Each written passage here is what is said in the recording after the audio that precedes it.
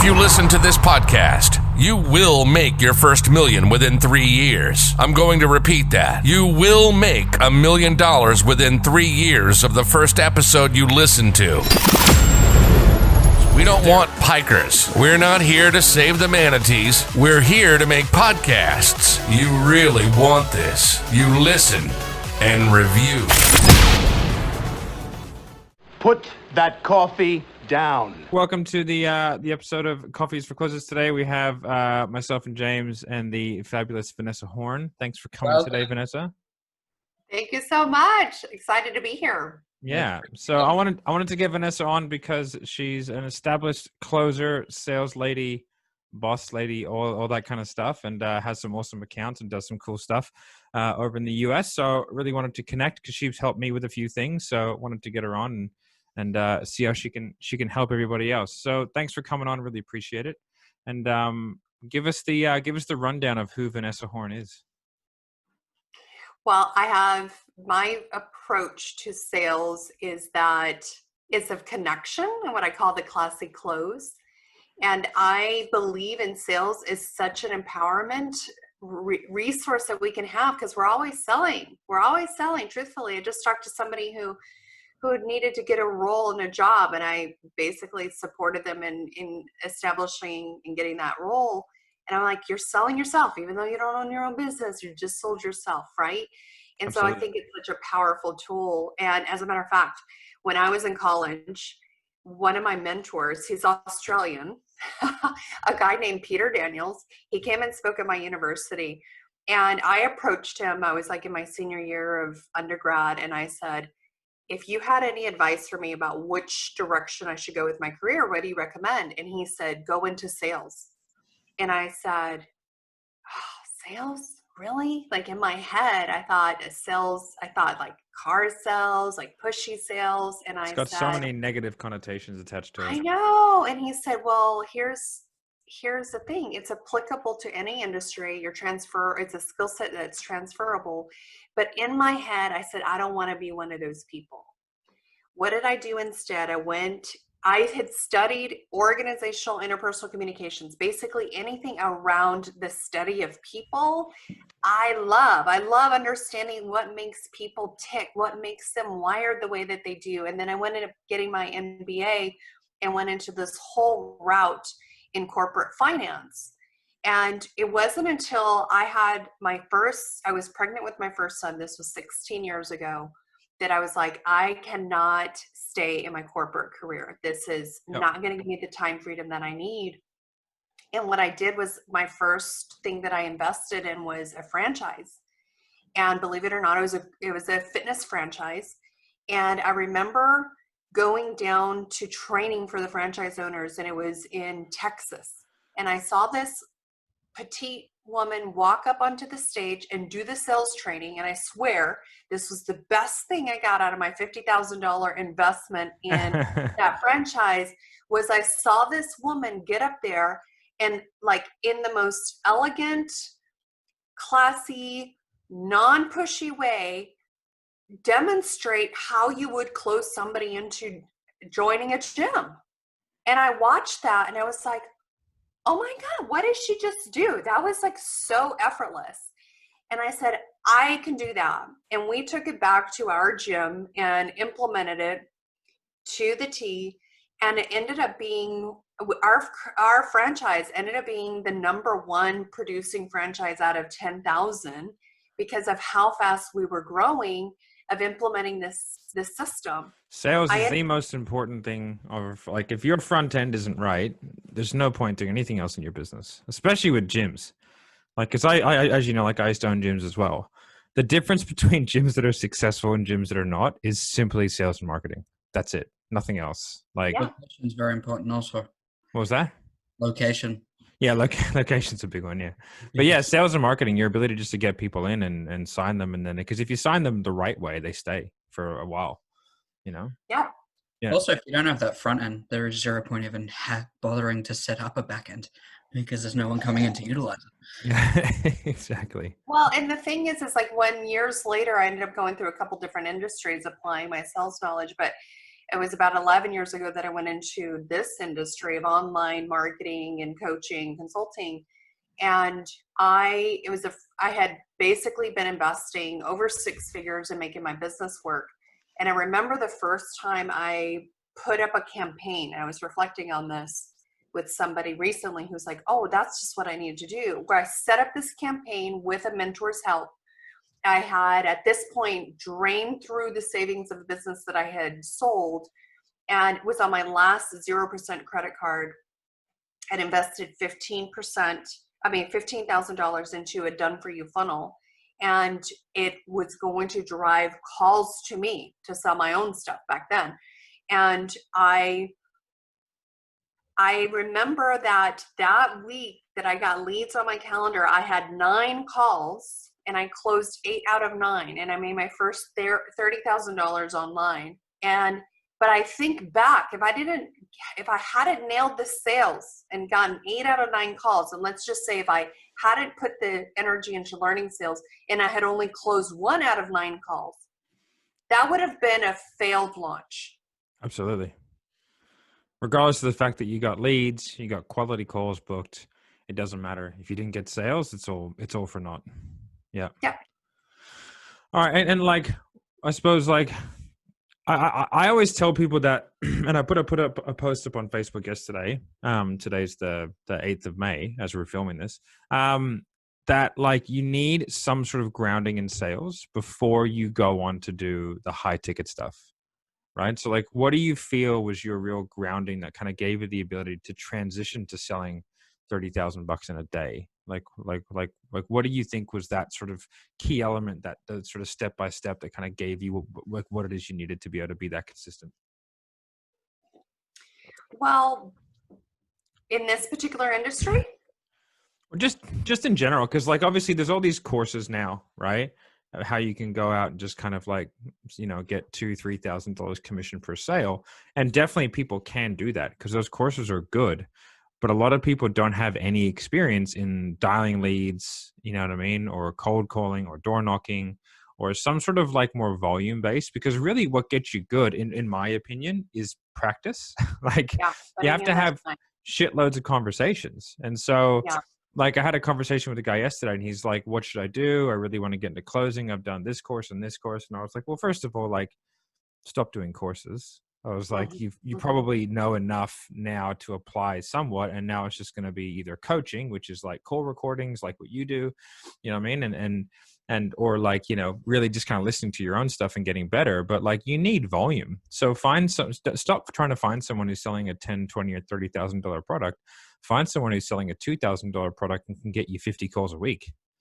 Like, well, I'll tell you what, when I first came, because I applied that gym framework to sell in the gym environment. Then I ended up moving into the network marketing industry, and I created the same kind of framework in that industry.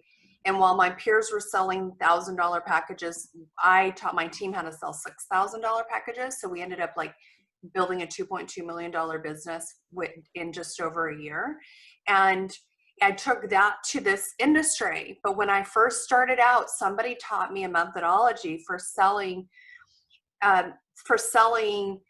in this particular industry that was basically serve your heart out in a coaching sessions. And I did that for 18 months. I actually did 280 hours of of sessions with that methodology for my first 18 months in this industry. And guess what? I didn't create a single client. Like I was devastated. My financial advisor was like, maybe you just need to call it quits. So here was me, Vanessa, with all this sales experience. But what I did was I made tweaks and I was like, you know what? I'm going to follow a different framework. I'm going to change it up.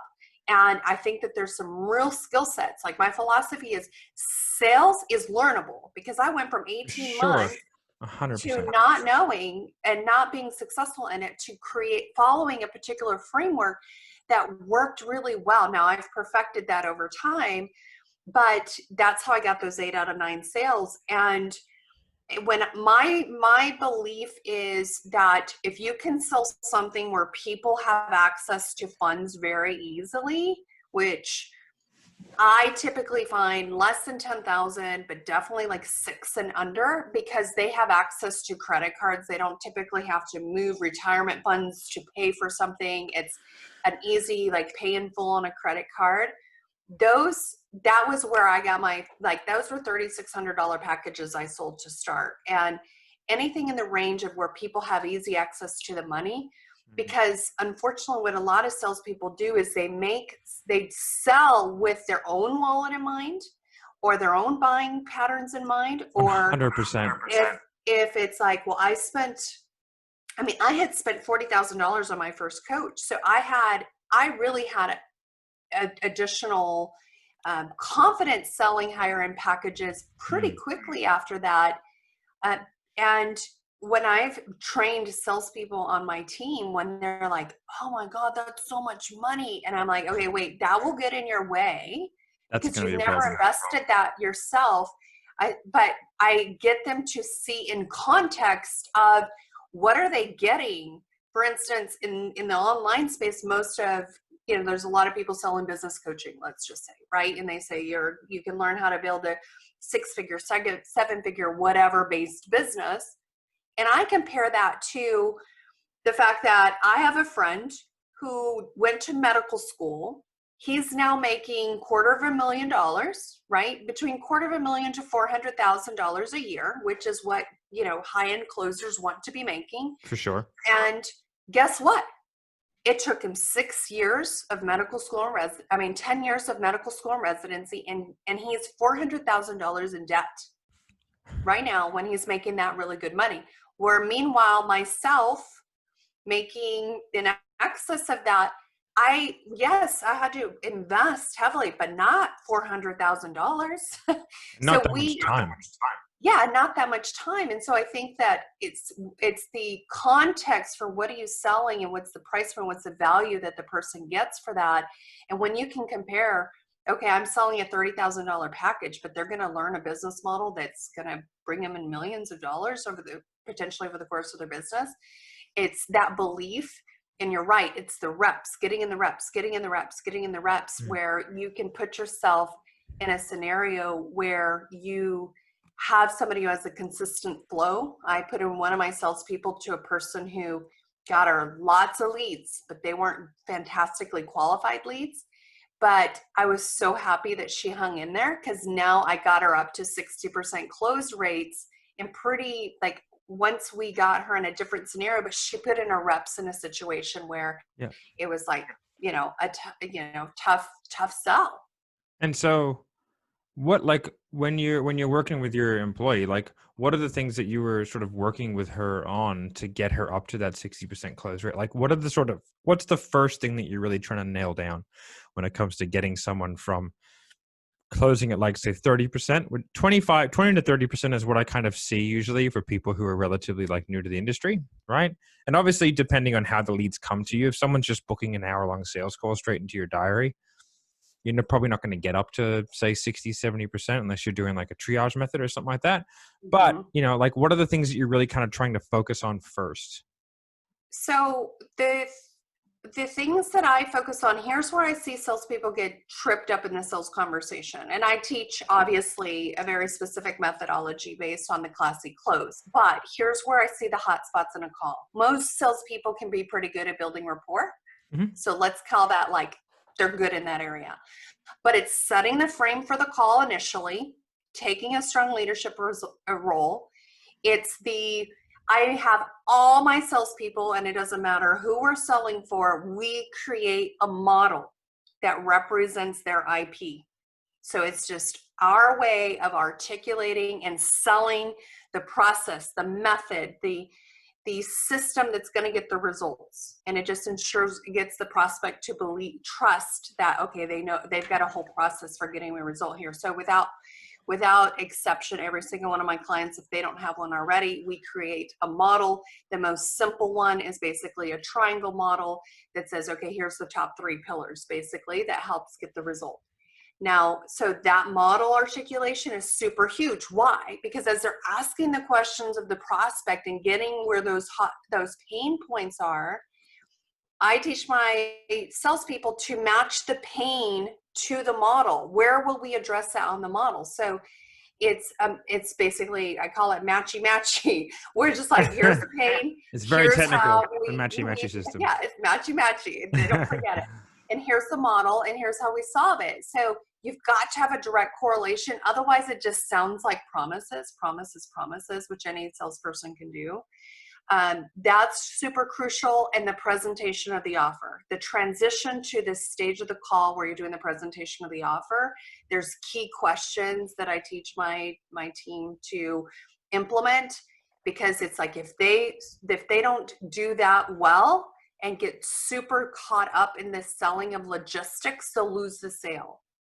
So those absolutely. are kind of the hot spots that I pay attention to in a sales call. And then I teach that there is a whole emotional journey that you're taking, that you are intentionally taking the prospect through. Yep. So for instance, I will take them, if I can tell like they're super in their head, I've got to get an emotional level to understand. Is this the prospect or the salesperson? Prospect, yeah. Yep. So I teach my team how to do this, where it's like, okay, we've got to get to like dig to those deeper levels, like get them to the high. If I can tell like they've been low too long, there's a particular place in the call, we'll take them high. Like, why this? Why is this your goal? Like really get them in touch with the peak of it, but also getting them in touch with like, why is that important to you? Why not keep doing what you're doing? If you consequence questions, yeah. And so it's just, but there's a couple of those spots in the call where I drill it with my team, because I know that that's where they most frequently get hung up. For sure. I think, it's that whole Simon Sinek, right? Like, what is the why? And like, that's the biggest. If you can really find out someone's why in a call, your chances of selling them is doubled. Like, but you can lose the sale if you don't present the offer right. 100%. Yeah. Get that, and it's like, boom, they're ready to be closed, and then you fumble at the end. Yeah. Because if you come across as nervous or salesy, or you don't present your price with confidence, like it just makes people think that you just lose your authority. Like within 3 or 4 words said the wrong way, it's all gone. Yeah. I do that very Jeremy. I get coached by Jeremy. You know Jeremy? Which Jeremy? Jeremy Minor. Yeah, so he's coaching me one-on-one at the moment, because I wanted to learn some of his methods, and like that, his presentation phase is very different to what I've done, and I can see why it's so effective, because it's like, getting the small little commitments and then asking for permission and then routing everything back to problems, and then like it's a 2-minute phase of the whole process. Like people think that, I think one of the big things is, people get so caught up in features and benefits, and they're constantly interjecting their own solutions. If someone says they have a problem, I just really need to get more leads. Oh, that's perfect, because we help you get more leads. Like, and I hear that all the time. It's like, guys, you can't do that at the end. You have to do that like in the right place. You have to sort of allow them to come to that solution. Otherwise, like you're just another guy at a car yard saying, look at me, I've got cars, or doing the Grant Cardone, look at me, I've got fish. You know what I mean? I've got fish. Yeah. And I've usually found, like, I've done so many calls. I mean, I have weeks where I do 55 calls. Like, I'm in the trenches doing this. That's hardcore. Day after day. And so I love playing with the little nuances of stuff in a call. But what I found is I find at about between 20 to 25 minutes, like I let them have that whole spaciousness, and I have like, what I call CLASSY, like each letter of the classic close stands for something. So in that ask phase, which is the A, I'm letting them go all the way to about 25 minutes into the call before I'm really transitioning to where I'm doing some of the talking. But what that allows is them to feel fully understood, and they've gone through a 100%. little bit of an emotional journey as I've kind of asking them the proper questions. So then, and feeling fully understood, and them basically giving me permission, or me basically saying like, hey, you've kind of met the criteria of what we're looking for, and transitioning is like, I know that they need all that spaciousness. If I go too soon, too fast, it's like, boom, I've created disconnection emotionally. And it can be done more quickly if your marketing's doing some of the closing for you as well. But I just, like, I'm intentional. If I have a full 45 minutes with somebody, that I'm letting them have that time where they're able to just talk and feel fully understood and seen. Awesome. And like, so tell us a little about what you're doing closing at the moment. You don't have to say who for, but like what kind of packages are you closing, and what type of offers are you closing? Most of the packages I'm selling personally are between $18,000 to $50,000 each. Yeah. So that's my preference is staying in that range up to $100,000 packages. I love that. Mostly because if I'm going to get on the phone, I want the maximum commission that can be earned. So usually smaller, I just feel like, hey, if I'm going to sell something, like, just give it to me, I can sell it. The price point is irrelevant, and I'm going to optimize what my earnings are for the time on the phone. Lower packages, if I'm going to be selling, let's say, a 10K package, my commission on that's usually a higher rate to make it worthwhile the time. Yeah. So that's 10K is kind of a sweet spot because you can get a few grand for that. There's like a little sweet spot. It's not a very hard sell. It's usually a definite one call close. Sometimes when you're doing 50, 60, 70, $80,000 packages, there are so many logistical things that have to get worked out and cleared with boards, or, move funds around. It can take 2-3 calls to close that. Which, like, if you actually do the numbers, like, you're probably better off just selling a 10K package. But my preference is not somebody who has to go to a board to get approval. So working with a business owner who has, and them or their partners on the call, and they don't have to go back to get approval, is the easiest. And what I found is just taking an initial deposit and allowing the paid in full rate to be honored as long as they pay the balance within 30 days. So then it's still captured. I like the deal done, sign, still deliver agreement, first deposit, first payment as a portion, so that then it gives them time to rearrange the monies to pay off the full balance. Yeah, sweet. And then it's kind of like the business owner's problem. Once you've kind of ticked all the boxes, it's like, okay, now just get the money and deliver it. Yeah, I really like that, classifying like the pay in full and giving them the option to close that out within 30 days, so it doesn't take more messing around and following up. That's a really, really good idea. Yeah. Excellent. And like, how have you got, like, the offers that you're selling at the moment? Is it more business coaching? Is it like what kind of, like, what's the breadth of what you're doing right now? The kind of offers I like to sell are tangibly measured outcomes. So Absolutely. business coaching, health, or like weight loss kind of coaching that has core outcomes that are tied to it. Those are ROI stuff. Like, dating stuff is hard. Like, it's such a different, I had one. Yeah, I've had some weird offers come my way that I was just like, oh, I just don't know. Like, that seems like it's just going to be too difficult. Like, you can sell anything, but it's like, do you really want to? You know what I mean? Yeah, for sure. It has to be like as tangible, measurable as possible. What's the easiest thing to sell? What do you think the easiest thing to sell is? I think it's sales training. Really? Yeah. No, I think people value lead gen more. Yeah, right. The reason why I like reason why I say that is because you can turn every objection into a learning moment. So that's how I sell it. And so when they give you an objection, all you have to do is talk to them about, like, okay, so what's your product? All right, like, it's a 5K product. All right, cool. And how many times have you heard someone say, I need to go think about it? Probably like 50 times. So I was that's true. And like, what would it be worth to you if you were able to overcome that? Okay, do you want me to teach you how to overcome it right now? Yeah. Okay, this is how you do it. And then you overcome their objection to them, and they want you to overcome it, because then they have the keys to overcome it, which means they don't get that objection in the future. And then, like, so they want you to overcome. It's why no one's ever said no to me. No matter what price I've quoted 10, 15, 2, 5, like, it doesn't matter, right? It makes no difference. They always go, yeah, it sounds good. That's awesome. That's awesome. So, I also have sold a lot for agencies, and I think that that's a pretty easy sell if they have a really concrete done for you. Yeah, marketing is a good one. If it's like, if they're rock solid.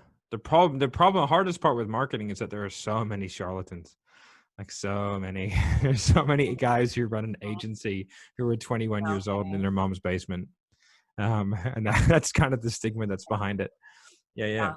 So, like, I guess, how have you find selling during the whole coronavirus, and I guess during just a time of, dare I say it, enormous uncertainty? Like, how have you kind of found, I guess, selling to the demographics that you're selling to? I think it's been exploding in this particular market. As a matter Yeah. of fact, what I'm seeing is one, people are becoming awake to the fact that if they had not solved a particular problem before coronavirus, it's like coronavirus is accentuating the need. Yep. Or in some cases, it's people coming to becoming awake to the fact that they were incongruent and there's something that they really had a passion about making a reality. And they're like, dang, I should have launched this 6 months ago or a year ago. And here I am in coronavirus and I can't keep going down the path that I was going. And so in a way, it's created an additional sense of urgency. So I found it like, it's awesome. I think this is like an amazing time, especially for people who are selling solutions online or related to business.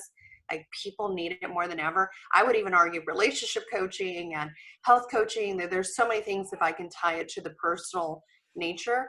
I just find like those of us who are able to sell what we're selling now, we're so fortunate. This is what people are buying right now.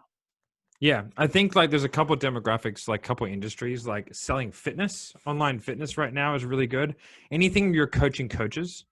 So like if you're a fitness business coach or a business coach to business coaches, or where you're teaching people to go online, or where you're coaching people who can possibly take advantage.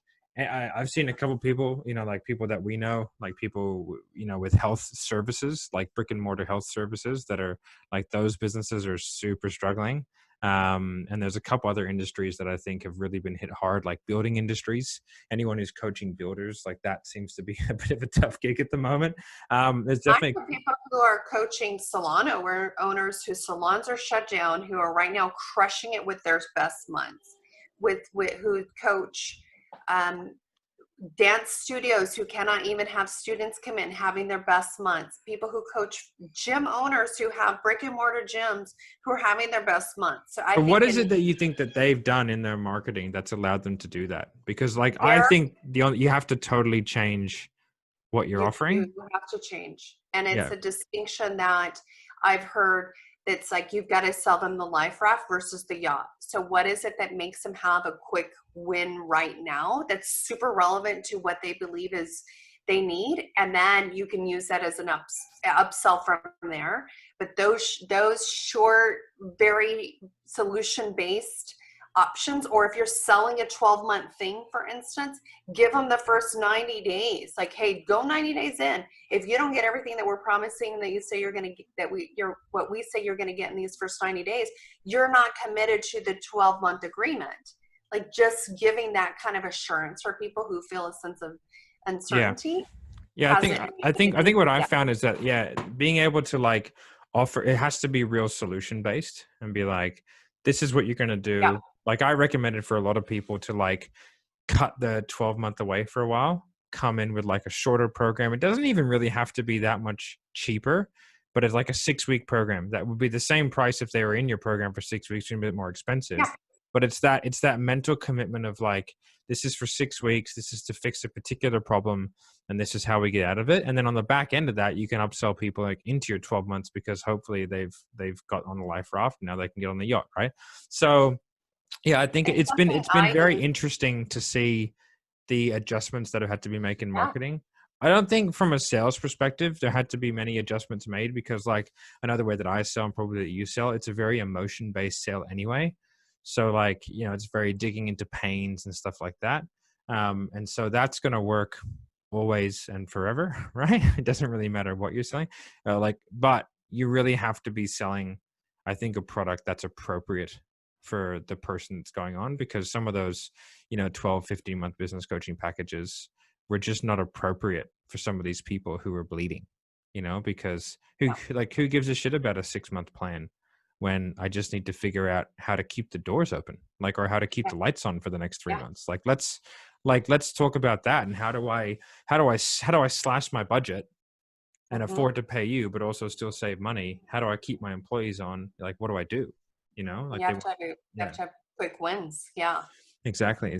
And The only thing I found different though about selling in this environment, I'm really big on like proactively overcoming objections with models. So, and I sell using an iPad typically. And so I've created particular models. If I hear an objection over and over and over, I will proactively draw that model out when sharing about the program or what it is that I'm selling. So I've hit it at the pass so that later on when it comes up, it eliminates it coming up, or I can reference it. So are you, okay, so this is a big one, right, that we talk about all the time, because I'm a phone sales guy. Like I am. And I've done that before too, yeah. Yeah, I do almost all my selling over the phone. There's a couple reasons. One, I'm super fidgety. Like even now, like I'm playing with cards, right? Like I'm doing these ones, you know what I mean? One-handed cuts and all that kind of stuff, right? And so, and I also walk around a lot. It helps me think, right? But I think Zoom selling would be the go if you're good at it. So what do you think are the differences between selling on Zoom and selling on the phone? And what do you think are the advantages, disadvantages, and what would you recommend for a salesman such as myself who's looking to come into the light and, you know, put my beautiful face on video? I think the fact that I'm so attractive is probably going to be, you know, a big win for me. Probably lose a lot of deals that way. Exactly. Yeah. Just the pure intimidation, right? I don't want to distract you. So like, what do you think are the real key differences between selling on the phone and selling on Zoom? And what do you think are, I guess, the advantages, disadvantages of doing either? I used to prefer selling over the phone, and primarily because I felt like I'm a big note taker. So I want to be here taking notes and not have the person noticing or having to be mindful of that. So I actually liked selling on the phone because also didn't want them to feel uncomfortable. But I think especially in this day and age that Zoom is like the platform everybody's moving to, I think it's even more beneficial. I learned at first when I learned how to sell using my iPad and drawing, I was not converting as well as I did on the phone. And I had to pause and tell myself, Vanessa, what you're good at is connecting. Pause and just be present to connecting, not worrying about what you're drawing. But now that I have sold so much drawing, and because I proactively create models in the selling process, I feel it creates a wow factor with the prospect for them to be like, wow, this is a really professional company. And also it keeps their attention, and they're not just having to listen, because the brain, for most of us, we're visual. And so, and I even show my boys because I'm like a big proponent. I'll give you an example. Can I share my screen? Would that be? Yeah. Would that be appropriate? Would Yes, that be? Let's see if I can pull me and Eli are right into the neutral languaging at the moment. So all of our messages on Facebook are, would it be appropriate if I messaged you on Facebook? Yes, I would be open to that. Oh, here's an example. Here's all the models that I draw in this, and it's a little messy, but I'm just pulling up a call I did today. So for the people listening, there will be a YouTube video that will be linked in the description. So okay. You can go. So I've drawn this model to paint the picture for long term, because I want to see it in their head, because I want to have a conversation with this person for this particular client at the end of 12 months. And I love renewals because it's easy money if you set this stage up front. So I do this, then I walk through. In this particular scenario, the client is like, don't go launch method, go evergreen. So I draw this out, then I draw out the model, attract, convert, serve, and then draw out what is the funnel around that. And then I walk through the logistics of the model. There's a very specific methodology I use. So you drawing this live, or is this a I'm drawing this live. Like this is one of my favorite models. That would models. fuck me up. I'd be like, so like if they say, I'll say, well, when there's people like you who are trying to launch a course online, trying to solve this issue, you're going to say, oh my gosh, I've got to get the lead gen piece. So you might go over here and invest in somebody who can teach you Facebook ads. And then you're saying, oh, wait, I need a funnel. Somebody's told me anyone knows webinars. Okay, so let me pay somebody to teach me what I do with webinars. But then stuff's not working right. And then you realize, oh man, I probably need to dial in the copywriting on this. Okay, so just so everyone can understand, I'll just explain. She's basically got a circle with like 8 segments, and A she's pie chart. essentially building a massive knowledge gap. Is what I'm. And I'm sharing and then mindset. And then what about whenever you need to hire people and you don't want to spend all your money hiring the wrong people, because then you're not even running a profitable business.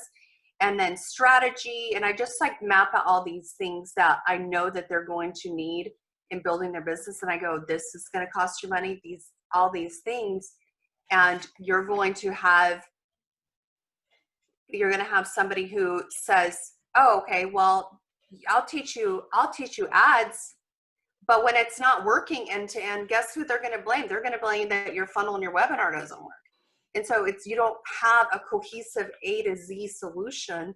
So we help you save the money you'd waste on all these different providers. And instead of having an incoherent system, we have the team and the tools to support you in all of that, all in one place. I love it. I want to buy. I'm so easy to sell. Right But I would have bought off that presentation. I don't care what it is. Yep, let's do it. Where do I pay? Yeah. That's awesome. Okay, so what's the rig that you use and what's the setup? It's an iPad attached to your computer? It's an iPad. I personally like to attach it with a cable. It's an iPad Pro, so I'm drawing, Notability, and using the art function. Cue to the weekend when Matt goes and buys an iPad Pro. Because, I was speaking to Chris, and you know Chris, and that's how he used to sell his program, like when he was selling it. Obviously, we sell it now. And we sell it really well. But yeah, I was like, man, that's a really powerful, because like the way that I sell, it's so emotion based, right? A lot of people cry on the phone with me. And I think that probably, but the logic side rarely gets covered. So like with me, and James can tell you, I can sell a program without knowing any of the logistics. And I usually, if I'm selling a new program, I'll hop on 20 minutes before the first call and read the outline of what it is. And I'm like, yep, good to go. And that's probably the same emotional journey. Yeah. It's a good and a bad thing. Right. But I think something like that, you pick up, you can still take them down the same emotional journey, but during that whole sort of presentation, problem awareness type stuff, you can bring in more of the logical people, those type C personalities, that aren't necessarily going to respond really well to that, and going to be a little bit uncomfortable. You can sort of take them through that logical journey as well, and you can tie off both sides of the brain, because essentially to get a really high close rate consistently, you do have to tie off both sides of the brain, especially when you're selling expensive products. Types of buyers.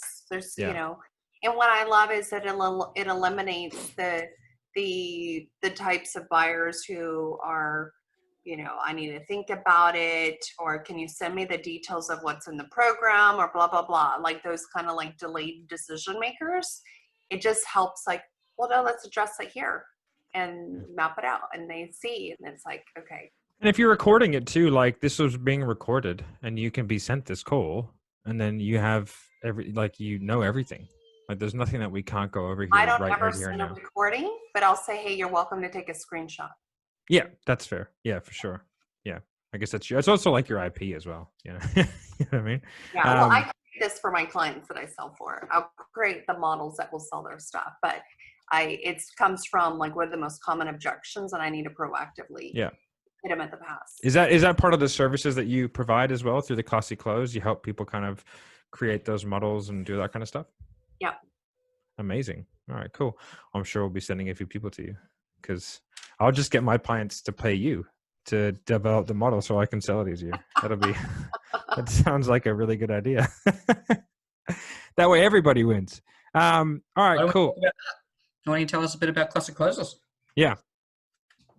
The classic close is a system that works through the framework of a sales call, but also the inner work, the mindset stuff. So we kind of start with the mindset, and then I go and break down every single part of the classy close.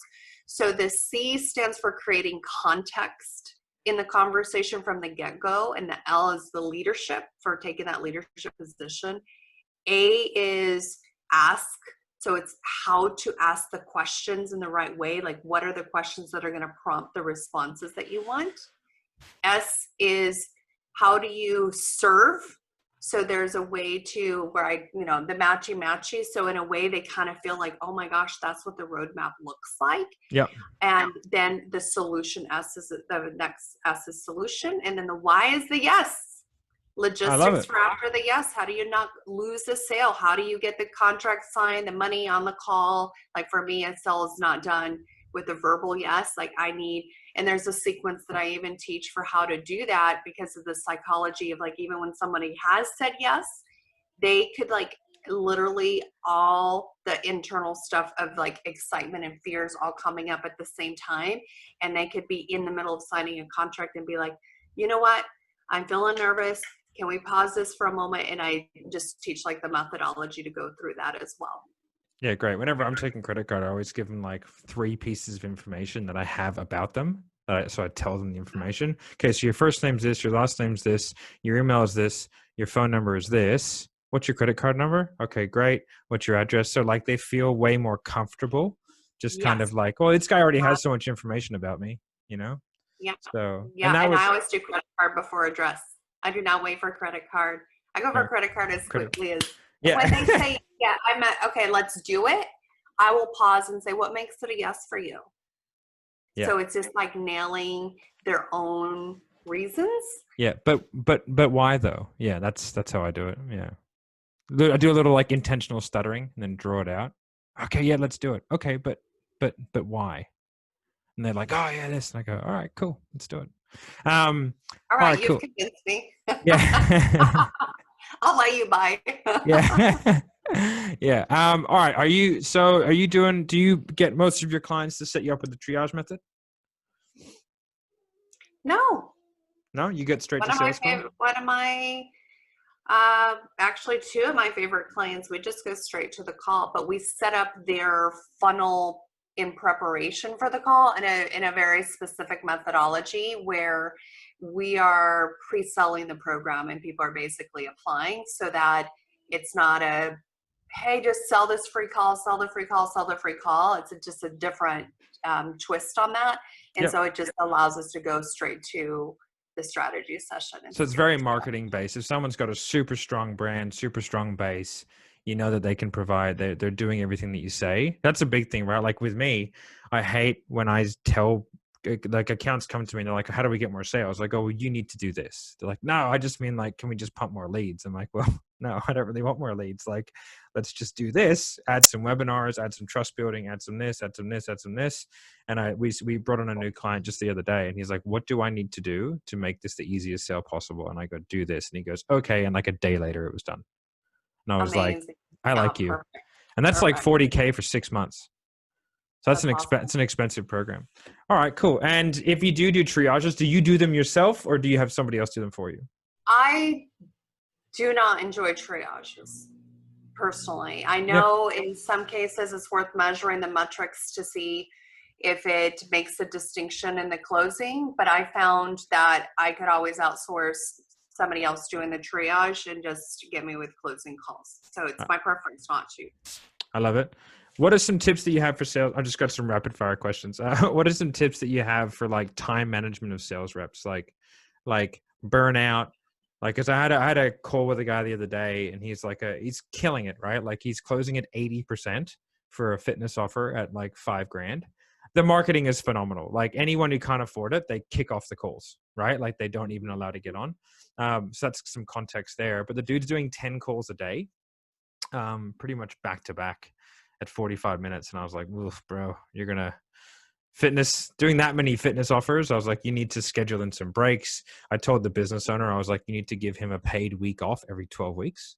I was like, cause that dude's good. And if you want to keep him, you better be, one, paying him bonuses, but two, like, give him some time off, because otherwise that dude's head's going to explode.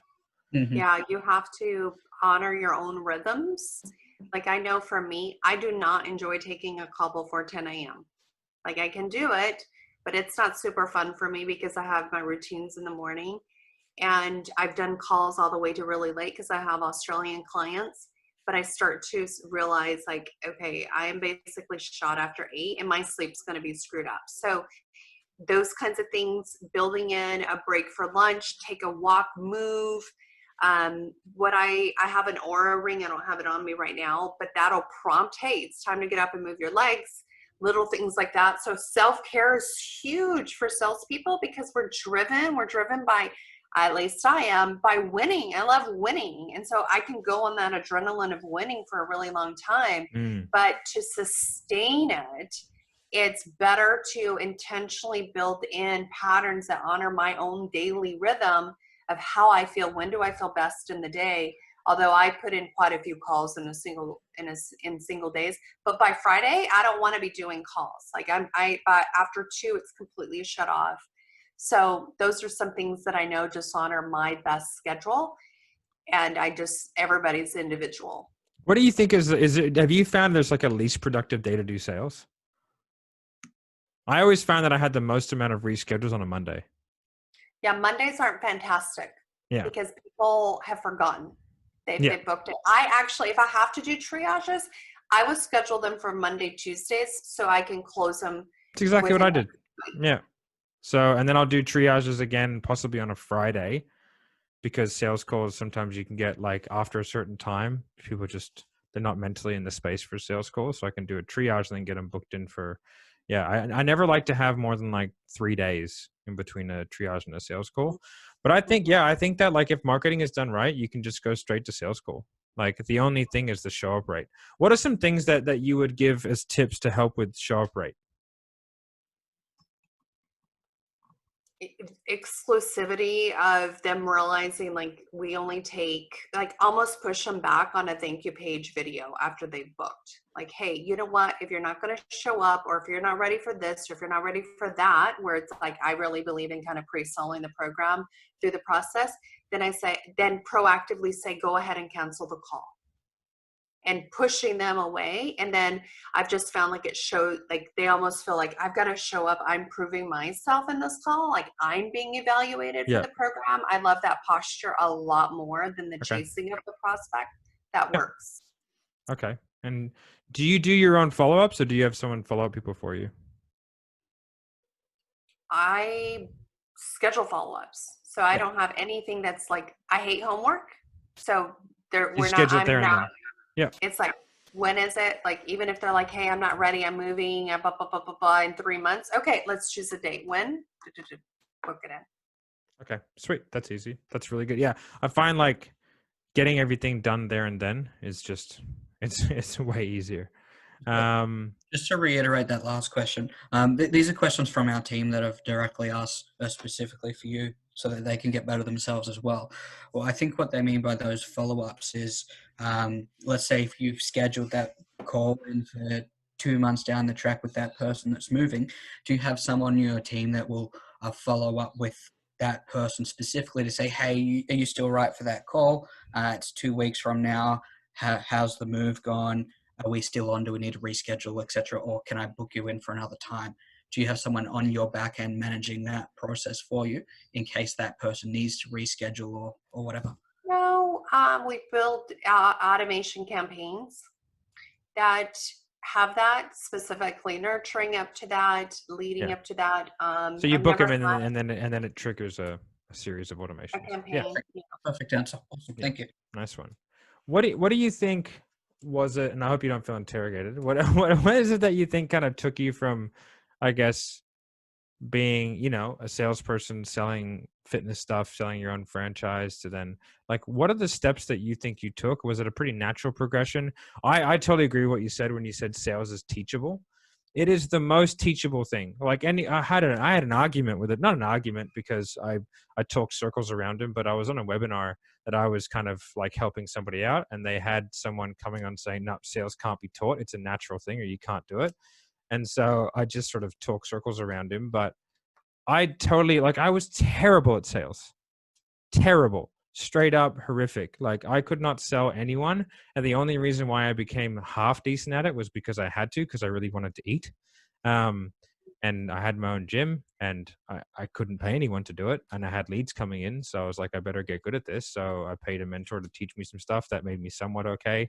And then I just got better and better. And then as I got better, I was like, well, I should just do this more because it's the most income generating thing I can do. So then I just started analyzing everything I was doing to try and make sure that the words coming out of my face were economical. Yes.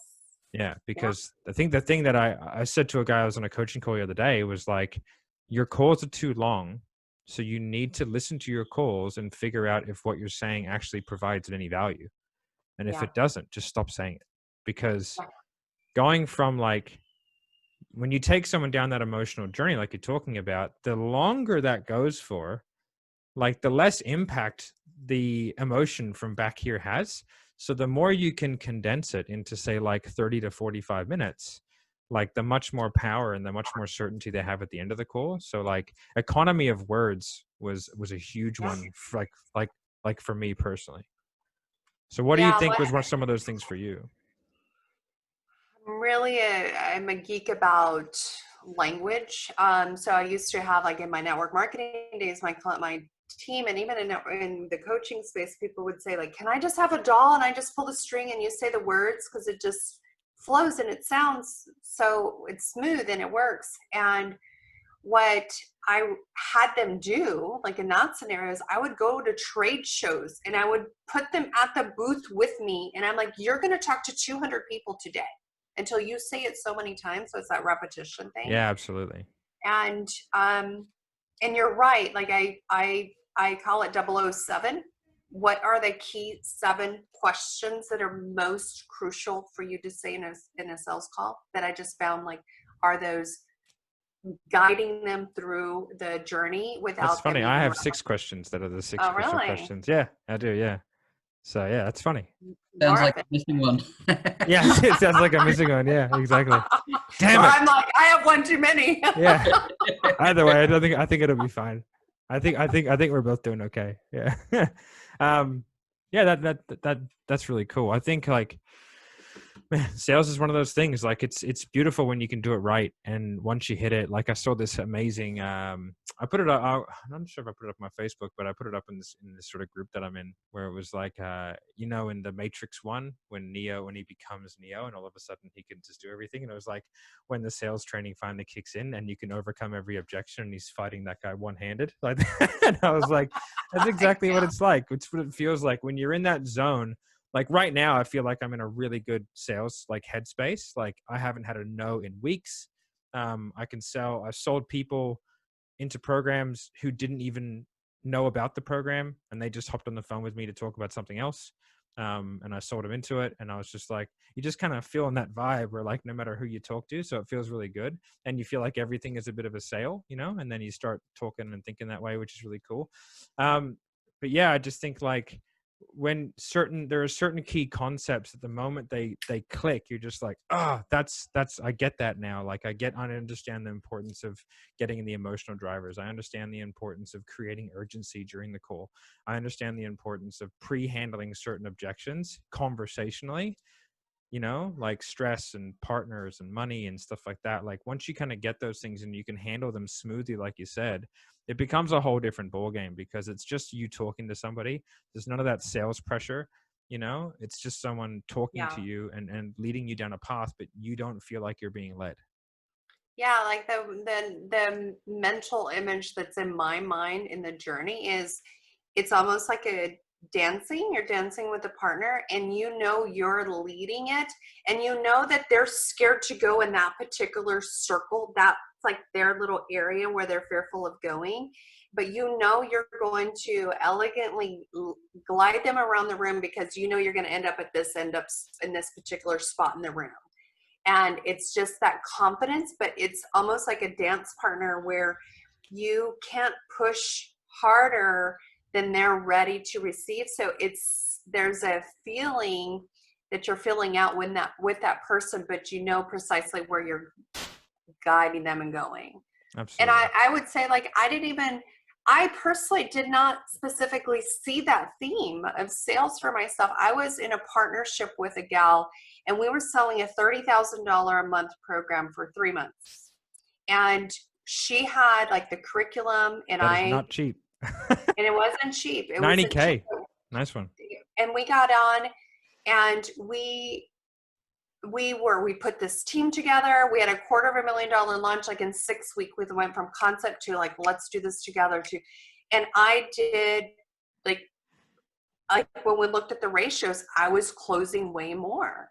And I was like, this is actually really easy for me. And I had somebody who was even like, can you come and coach? Like, would you be interested in coaching for my company? And I was like, no, like that's not as fun. Because I always found when I was even selling my own stuff, I loved closing it.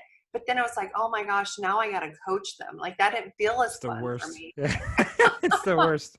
Delivery sucks. That's why I'm a sales guy. And so then it's like, as time went on, I'm like, that's really my jam. And here's the thread of how it's shown up. Yeah, it's cool. I was, very, very similar as well. Like, I've done a little bit of marketing coaching, a little bit of sales, all this kind of stuff. And I do sales coaching, but my sales coaching is like, it's so specific in how it's done. It's like 4 one-on-one sessions and then like call recordings. That's it. It's just like bang, bang, bang, bang, bang. Like set the script, set the frame, figure out what's going right and wrong. And then a call recording every 2 weeks. It's like, there's no like delivery. I don't have to make a portal. I don't have to do any of that crap. You know what I mean? I don't have to do business coaching. To me seems like the worst job ever. Like I couldn't, it would explode my head having to deal with people on a daily basis like that. Oh, people didn't do this. It's just, shut up. That's why I like dealing with salespeople, because most of the time, like they're so driven to become better because everything they learn is a direct reflection to their income. And so the better they get in those small things, like the guy I talked to the other day, I mean, he's closing so well, but he's going from 50% one week to 80% the next week. And he's going bang, bang, bang, bang. And his calls are way too long. So it's like, all we got to do is get you up to 70% every week, which you're obviously capable of, and then take your calls from an hour to 35 minutes. And for a 5K offer, that's reasonable. Then you're making the same money in literally half the time. Yeah. And it's like, then you're only working 15 hours a week to make the same money that you're now doing like 40 hours a week. So and make it consistently. Yeah. And then your head's not exploding. You can actually talk to your missus at the end of the day, and you don't just want to not talk, because that's the worst when you come home from a big day of sales and you're just like, I'm not talking to anyone. What's the biggest single week you've had in terms of revenue generated and closing, like actual numbers? Revenue generated. I think you take so many calls. Yeah, it's crazy. I mean, like, I personally sell, not counting my team, like 3 million a month. So that's loco numbers. You crazy lady. That's fantastic. And how many calls a week are you taking? I'm basically doing, for one of my clients, I'm available 20 hours. So however many calls they can get me in that time. And then another client will give me between 3 to 10 calls a week. You're right. So you're probably doing at least sort of 25 sales calls a week. At least. Well, if you put in, like I told you, I've done up to 55.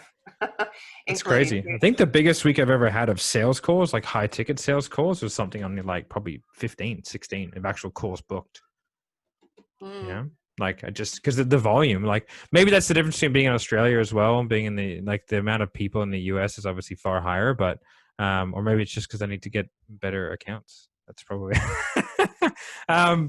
but yeah, also I was doing triages for all them. So I ended up doing like 20 hours of triaging to get yourself 15 sales calls. Oh. Yeah. It's a bit of a nightmare, but yeah, from that, I think I did 15 calls and closed 11 of them. That was my best week. And that was a week that was like 400K or something that week. Which is pretty good close rate, but man, 3 million a month. We got a new standard, James. We got a new standard. We got to get up there. I got to start selling these 40K programs that You want to join our team? Yeah. Do you want to lead our team? Jesus, I think I should step down. Awesome. Okay. So final thing, what is the objection that you got that you're never going to forget that's stuck in your craw? That Oh pissed you my off the God. most? So there was a girl who Whatever. she said, okay, so I'm not going to be able to make a decision on the call. I need some time. And I said, okay, say more. And she said, well, do you know human design? And I was like, yeah, actually I do. I do know human design.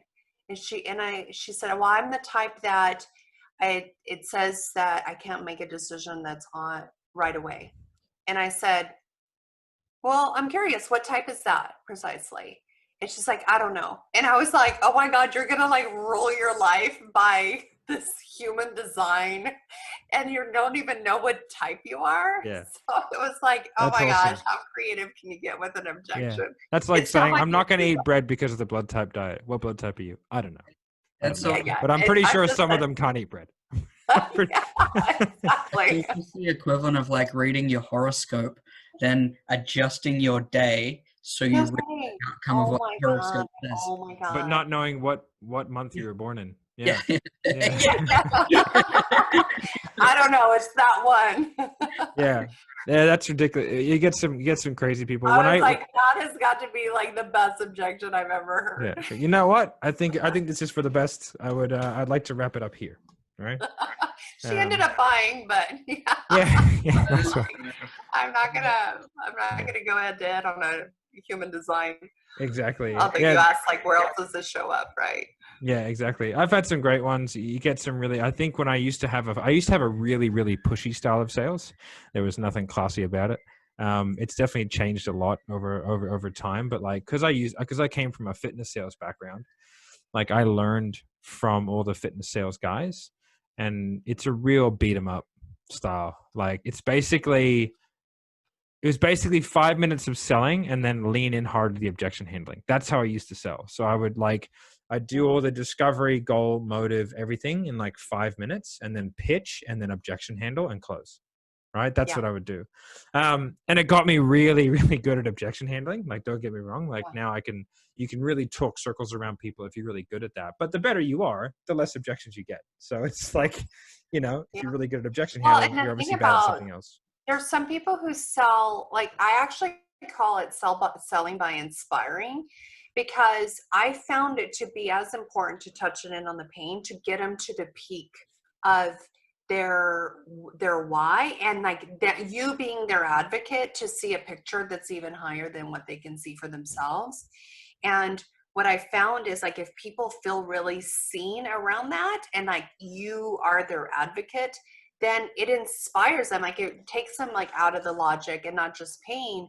Because what I've seen some people do, and especially like health and wellness and that sort of thing, if you beat them down too much, they actually lose faith in themselves.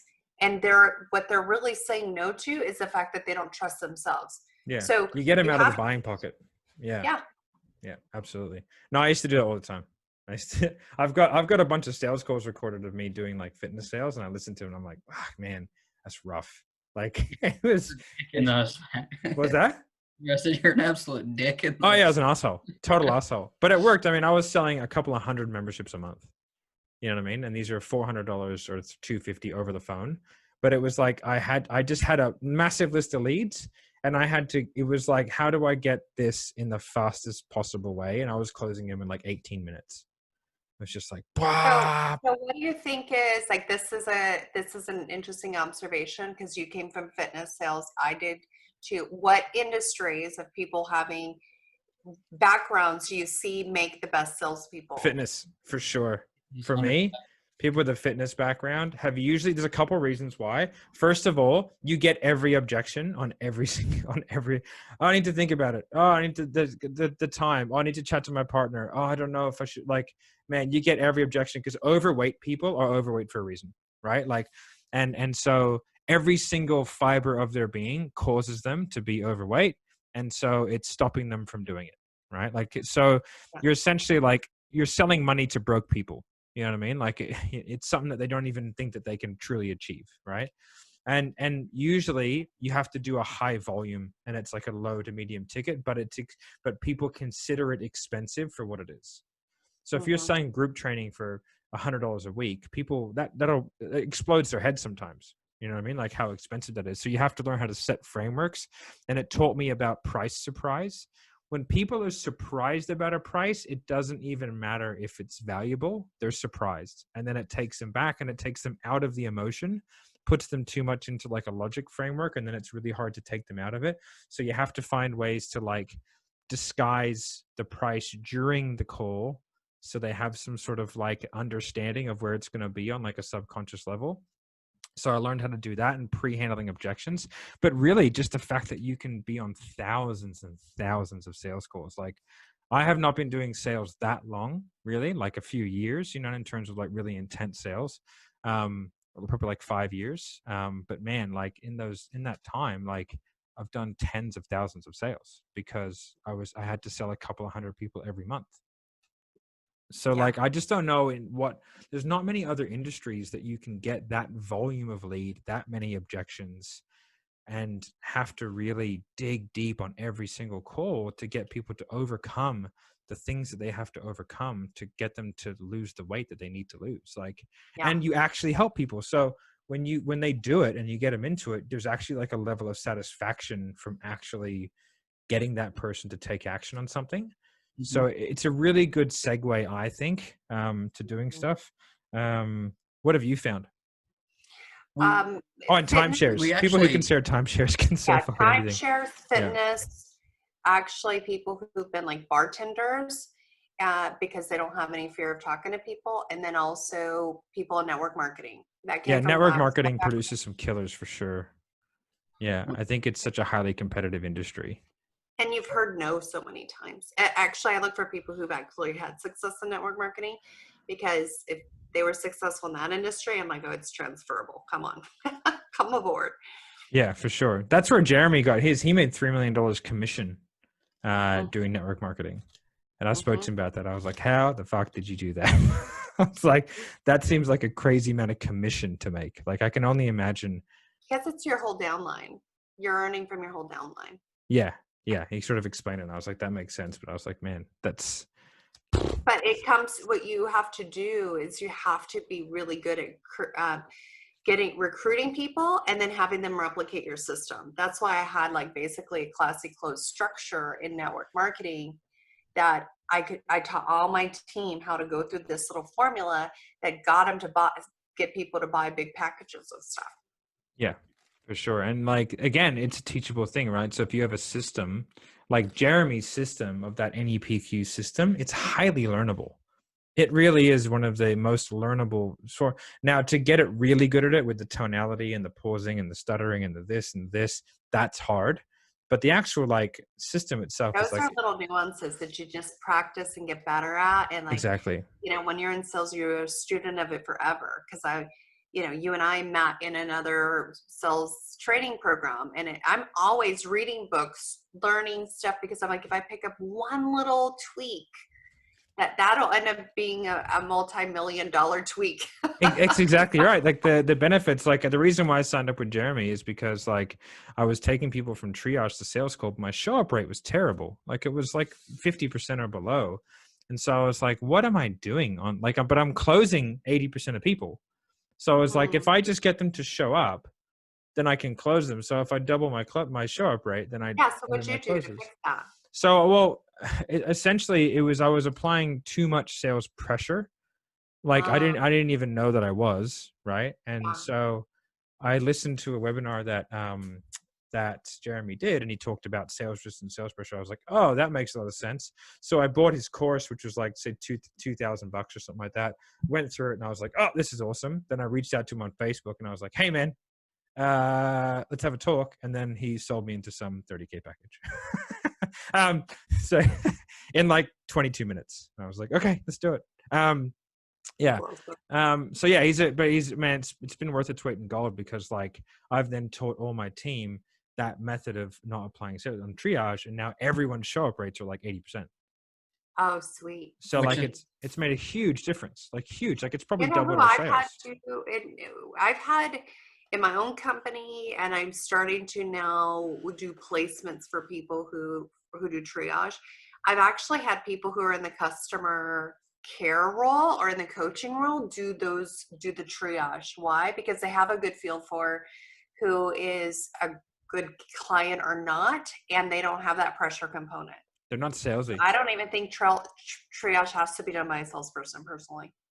Yeah, no, I would agree with that. Yeah, that's kind of what we're trying to figure out. How do we, because we have like 3 or 4 sales guys who are absolute killers. And it's like, how do we remove them from the triage? Because essentially, like, you can look at that as an enormous waste of time. Like, let's get someone else doing that. We could have one person probably doing all that and then pay them a full-time salary. And then like, just have all these guys just open their diaries up and they can go from doing 10, 12 sales calls a week to 20 to 30. I think that's my preference, is having every single function in a sales process there's a guy who actually wrote a sales book called The Machine who teaches that. And it's been my experience where and I've had people I've talked to who are like, Vanessa, I need a new salesperson. I'm like, hey, what happened with your last person? And they're like, well, they just wanted to close. They didn't want to do all this and this and this and this. And I'm like, the best closers want to close. Don't have them do all that other stuff. Hire each function so they get really good in their function. And if you have that machine set up, keep your closers closing. Don't be upset that they don't want to go into your Facebook group and mine for leads. I mean, that's just my philosophy. Closers close. Like, people who have experience doing it, who are like me and you, and who can close at a really high rate, and we want good commissions. We want to maximize everything. Like, I'm not doing your lead gen. I'm not doing your admin. I'm not doing I'm not saving clients. The worst number one tip for all coaches out there: do not have salespeople try and save clients. That is a great way to kill your salespeople. Retention calls to get feedback of why they're leaving the program. The worst. 100% agree with you. I'm like, it's not good. I did it for a week. One of my coaches asked me to do it for a week, and I said, hey man, if you ever want me to sell this program ever again, you'll never ask me to do that, because now I have to detox all the shit things that I've heard. I know, it's so hard. I did it for one of my clients. I did it for like a year and a half. By the end, I was like, you don't understand. You have to protect me from client complaints or there's the bad experience. I'm like, otherwise I will go back to like selling my own stuff. That was, I can't even do, like, I couldn't look at my own customer care email when I was a coach, because I would get kind of sassy. I was like, no, I'm not the right person for that role. Bitch, what? I mean, I was so sarcastic, and I would want to respond to a customer care email very sarcastic. I'm like, no. Congratulations, your rate doubled. You want to go again? Tripled. Yeah. Oh, wait, you want to make how much money? And blah, blah, blah. You're thinking this way? No, good luck. Yeah. No, I'm You're just saying. delusional. Yeah. I had a conversation. We had a conversation with the account the other day. We're like, hey man, like, we got to remove all the salespeople from Slack. We got to remove them from everything, because like they're seeing behind the curtain. With every coaching organization, there's an element of unhappy people, and most of the time it's not even the coach's fault, right? Like, that's just the way it is, right? But man, like, if they see all that, like having them in the offboarding channel, terrible idea. Like, those people should only see the greatest things about the program. They should only see wins. They should only see highlight reels. That's it. Because man, they have to come up to that call with 150% certainty in order to close those deals. And if you've got guys that are closing at 60, 70, I mean, I think right now, one of our guys, Marco, is closing over 90%. Right? Dang. Like, hasn't had a no in 2 weeks. He's closing. That's the secret I want to know. It's how you guys are not getting no's for weeks. Well, we don't have nearly as many calls as you, so that's probably an easier way. You know what I mean? Like, so, he's probably had 10 calls, so he's made 10 sales. You know what I mean? It's just a volume issue. Granted, some have been deposits and have fallen through after, but he hasn't had an actual no on a sales call, but some have put the pin afterwards. Deposits are like 50% of the first month. You know what I mean? So, but they forfeit that. Like, that's the way it is. But, yeah. So, but Marco's a strange man. He like loves cold calling. Like, he loves it. Oh. He's a closer who loves cold calling. It's weird. He used to work for Grant Cardone. So he's an interesting character. Yeah. Interesting character. Yeah. Alrighty. I don't want to keep you any more time, but like, I really appreciate you coming on. I think this was an awesome conversation for anyone who's in sales, or anyone who runs a sales team, or a business coach. If you're out there, you're running a sales team, like, listen to this podcast, because like, this is the behind the scenes of like what salespeople want, and good ones who want to be kept happy. So like, I really appreciate it. It was really good. And just want to say thank you. And where can people find you? What can they buy off you? How do they sign up to Classy Closes? At classyclothes.com. That's our program around teaching sales. But if you're like, hey, I want to watch a webinar, I want to learn some things, highendsellsecrets.com. All right, perfect. And I just always say, be aware, if you are going to opt in, you are probably going to end up being sold. So that's the whole point. Yeah, I always say, like, when you're having people thank you for the way that you close them, you know that you're doing something right. They're like, oh my God, I love that. That was amazing. How did you do that? It's a really positive experience when it's done well. Yeah. All Yeah, right. I mean, it is. It's service. It is. It's a fun game. All right. Well, thanks so much, Vanessa. And I'll link everything in the description. Awesome being here with you guys. Bye. Bye for now. All right, recording is stopped, I think. Put that coffee down. Coffee's for closers only.